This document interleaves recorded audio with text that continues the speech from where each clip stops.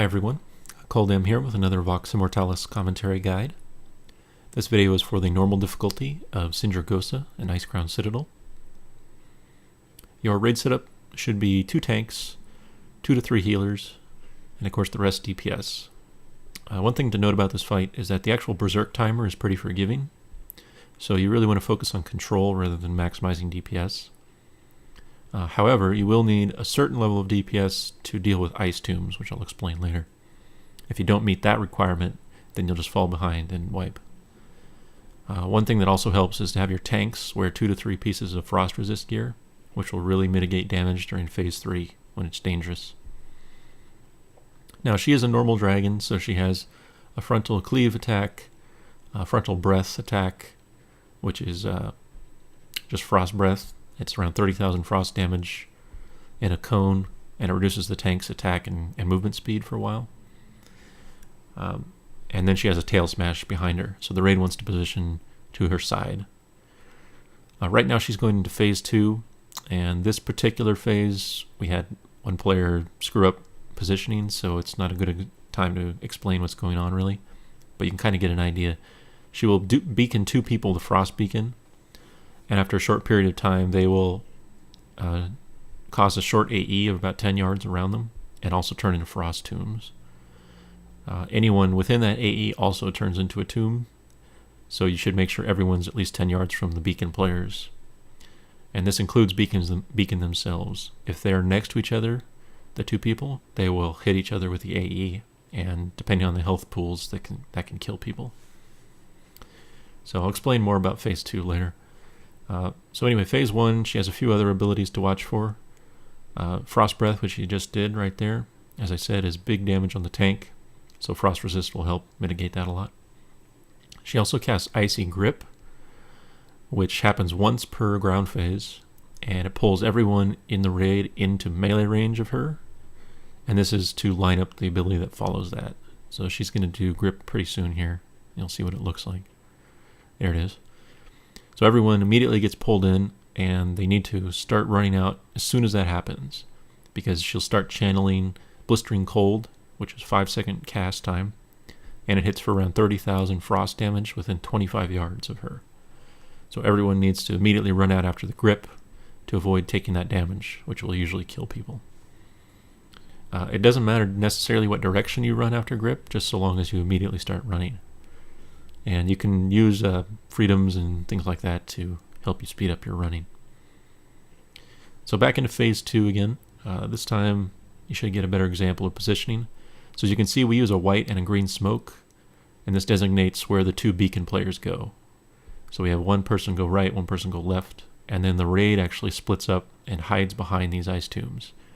This is a similar mechanic to Sapphiron and Naxxramas, where the ice tomb blocks line of sight from the frost bombs that Sindragosa is dropping on the ground.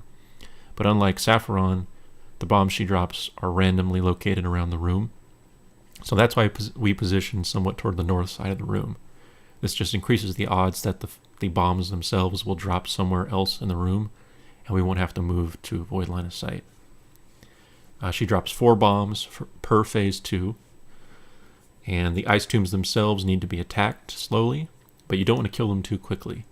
So DPS them slowly until she's just casting her 4th bomb, and once that 4th bomb ends, then finish off the ice tomb's health. That'll break out the players, and then you can get back in position for the normal phase. Another thing that she does during phase 1 here while she's on the ground is Unchained Magic, which is randomly cast on 2 mana user players. And once they have this debuff, anytime they cast a spell, it causes a backlash of instability, which basically gives them a dot that will eventually expire after a few seconds and deal damage based on the number of stacks.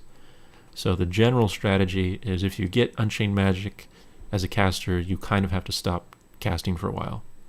You can mitigate the damage after it expires if you have any immunities or reductions, Shadow Priests, Frost Mages, etc. But generally speaking, that's why you want to stack control and healers. When one healer has it, the other one has to take over for a while because the first one can't heal very much. The other thing is on melees, It's kind of a similar effect. They get Permeating Chill, and they have a chance, 20% chance when they attack to debuff them.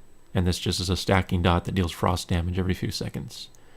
So especially rogues and fast attack melee need to watch for that. So at 30%, she goes into her phase 3, which is really where the fight becomes difficult. And instead of taking off in the air now, she will cast Frost Beacon on one random player every once in a while. So this is where you need to control how that beacon works and position it away from the raid. So what we do is, again, we use these 2 smoke positions, and the beacon positions rotate back and forth between them. The ice tombs need to be killed quickly. But the main challenge for this phase is her new ability called Mystic Buffet. This is a debuff cast every 5 seconds on every raid member, and it increases the magic damage taken by 15% per stack. However, this stack can be removed by blocking your line of sight with Sindragosa by hiding behind an ice tomb. So that's the main challenge of this fight. The raid needs to rotate behind ice tombs to get rid of their stacks of Mystic Buffet and kill the tomb quickly enough that they'll be ready for the next beacon and next ice tomb that spawns. It happens very, very frequently, so you'll need a strong system to get people to do this properly. Also, because of the Mystic Buffet stack, that's why you need 2 tanks.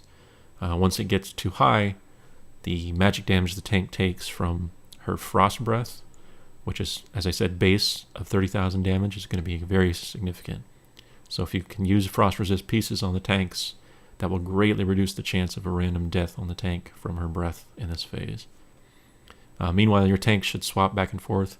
We usually swap every 2 ice tombs or so, but of course your mileage can vary just depending on how easy it is.